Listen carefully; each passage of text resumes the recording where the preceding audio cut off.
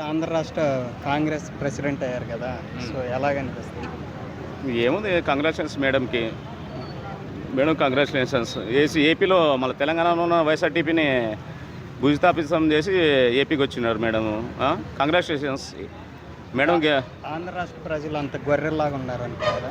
గొర్రె ప్రజలు కాదు, గొర్రెలు. ఆమె సరైన రాజకీయ నిర్ణయాలు తీసుకోవట్లేదు మేడం షర్మిల గారు. అంటే వైఎస్ఆర్టీపీని మరి తెలంగాణలో ఎందుకు లేకుండా క్లోజ్ చేశారు? ఇక్కడే పార్టీ ఉంది కదా, ఇక్కడే మళ్ళీ ఇక్కడ ప్రభుత్వాన్ని నేను అధికారంలో తీసుకొచ్చినాను అన్నప్పుడు కాంగ్రెస్ పార్టీని ఇక్కడే ఉండే ఏదో డిప్యూటీ సీఎం తీసుకోవచ్చు కదా మేడము. సచ్చినా బతికినా నేను ఈడే తెలంగాణ బిడ్డనే, తెలంగాణ కోడల్ని అని ఏడనే చెప్పింది కదా మేడము. మళ్ళీ ఏపీలో వచ్చేదంటే జగన్ని ఎదుర్కోవడానికి సాయశక్తిలో ఒడుతున్నారు.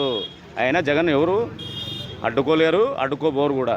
జగన్మోహన్ రెడ్డికి ఉన్న ఆయుధాలు జగన్మోహన్ రెడ్డి దగ్గర ఉన్నాయి. జగన్మోహన్ రెడ్డి కంపల్సరీ మళ్ళీ ఈ దుష్టి చేష్టాలను బద్దలు కొడతాడు, మళ్ళీ అధికారంలోకి వస్తాడు. అంటే ఒకప్పుడు అంటే కుటుంబాన్ని నాశనం చేశారు, అరెస్ట్ చేశారని ఇప్పుడు వెళ్ళి కాంగ్రెస్ చెంతం చేరడం ఏ విధంగా చూడాలి? అదే ఆమె సొంత నిర్ణయాలు కాదు ఇవన్నీ. ఆమె వెనకల నుంచి నడిపిస్తున్న రాజకీయాలు నడుస్తున్నాయి అనమాట. ఆమె సొంత నిర్ణయాలు కాదు ఇది. అన్న చెప్పే చేస్తుంది కానీ అన్నకు తెలియకుండా ఈమె సొంతంగా వేరే వాళ్ళ ఉన్నాడుగా ఆర్కే మొత్తం. జగనే ఉండొచ్చు అనుకోవచ్చు. జగన్ ఎందుకు ఉంటాడు? జగన్ ఆ పార్టీలో బొమ్మని ఎందుకు చెప్తాడు? ఆయన ఉంటే కానీ రాజ్యసభ ఎంపీ ఇచ్చి పంపించి ఢిల్లీలో బొమ్మని ఏం చెప్తాడు?